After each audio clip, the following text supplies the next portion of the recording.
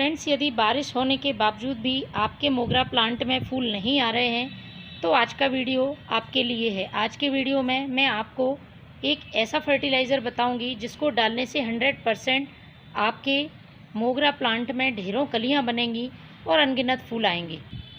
क्योंकि यदि आपके प्लांट में फूल नहीं आ रहे हैं तो उसका रीज़न है आपके प्लांट में पोषक तत्वों की कमी। इसके लिए प्लांट को सही फर्टिलाइज़र की ज़रूरत है। जो फर्टिलाइज़र मैं बता रही हूँ वो फर्टिलाइज़र प्लांट में न केवल फूल लाएगा बल्कि उसकी ग्रोथ भी बहुत अच्छी होगी।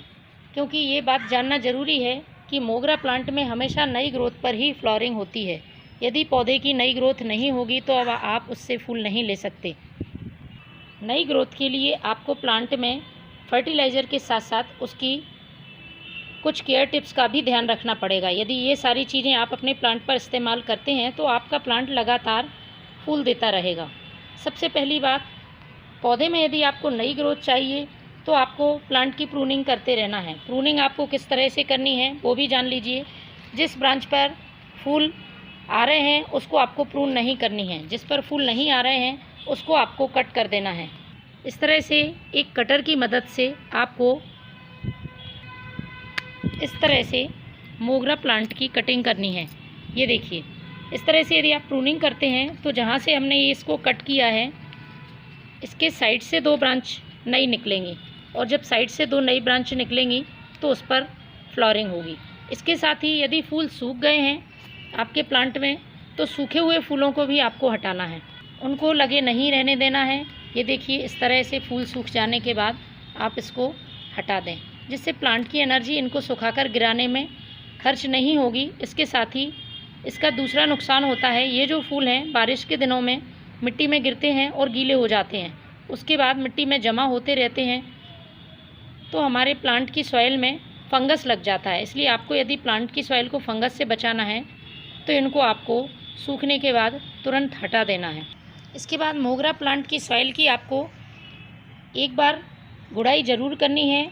बारिश जब रुकी हो, मिट्टी थोड़ी सी ड्राई हो तो आप उसको अच्छी तरह से गुड़ाई कर दें। इससे प्लांट की जो जड़ें हैं उनमें पर्याप्त मात्रा में ऑक्सीजन पहुंचती है और जड़ें तेज़ी से विकसित होती हैं, प्लांट स्ट्रॉन्ग बनता है और जो भी हम फर्टिलाइज़र डालते हैं उसको बहुत जल्दी अवशोषित कर लेती हैं प्लांट की जड़ें।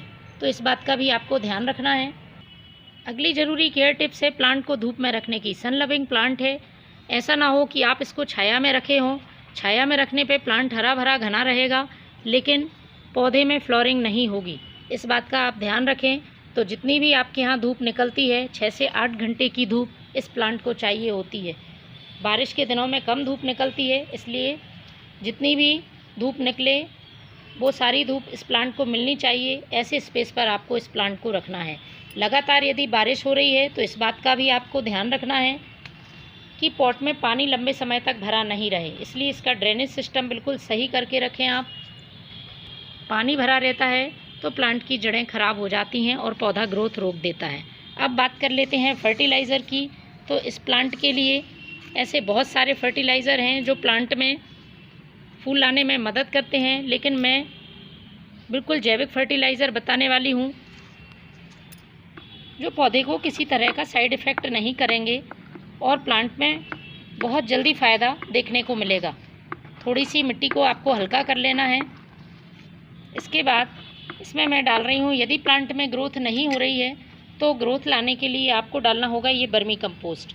नाइट्रोजन से भरपूर है, प्लांट में बहुत तेज़ी से नई ब्रांचेस निकलना शुरू हो जाएंगी, नई ग्रोथ शुरू होगी तो उसमें फिर फूल भी अच्छे आएंगे। तो 1 मुट्ठी पॉट की साइज़ के हिसाब से आप अपने प्लांट में डाल दें। मेरा बड़ा पॉट है तो मैंने ये 2 मुट्ठी वर्मी कंपोस्ट डाल दिया है। सभी मैक्रो माइक्रो न्यूट्रिएंट से भरपूर ये वर्मी कंपोस्ट पौधे की ग्रोथ में बहुत मदद करता है, इसके साथ ही फूल फल लाने में भी मदद करता है। अब जो दूसरी चीज़ मैं डाल रही हूँ वो है ये 1 चम्मच यूज़ की हुई चाय पत्ती। इसका फ़ायदा जान लीजिए। मोगरा प्लांट एसिडिक सॉइल पसंद करता है और ये जो चाय पत्ती है ये प्लांट की सॉइल को एसिडिक कर देती है और नाइट्रोजन भी पौधे को मिल जाता है, तो इससे दोनों फ़ायदे हो जाते हैं। तो ये यूज़ की हुई चाय पत्ती का ध्यान रखें, धोकर अच्छी तरह से सुखाई गई हो, और यदि आपके पास नहीं है तो आप आधा चम्मच फ्रेश टी लीफ का भी इस्तेमाल कर सकते हैं। तो मैंने 1 चम्मच ये यूज़ की हुई चाय पत्ती डाल दी है। तीसरी बहुत ज़रूरी चीज़ है, मैं इसमें पानी नहीं डालूँगी, उसकी जगह मैं होममेड लिक्विड फर्टिलाइज़र डालूँगी। तो इसको बनाने के लिए मैंने नींबू के छिलके का इस्तेमाल किया है।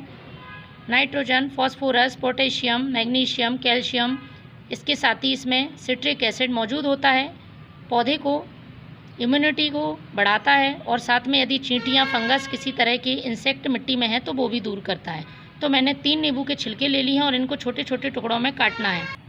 इस तरह से आपको छोटे छोटे टुकड़ों में काटकर एक बॉटल में तकरीबन 300 ml पानी में आपको इसको डालकर 48 घंटे के लिए रख देना है। 48 घंटे बाद हमें इसका यूज़ करना है। तो फ्रेंड्स, 48 घंटे पहले मैंने जो फर्टिलाइज़र बनाया था, कुछ इस तरह से आपका फर्टिलाइज़र तैयार होगा। नींबू के छिलके 48 घंटे के लिए आप जो गला के रखेंगे तो इस तरह से आपको मिलना है ये फर्टिलाइज़र। इसको हमें छान लेना है। छानने के बाद हमें इतनी ही मात्रा में इसमें पानी मिला देना है।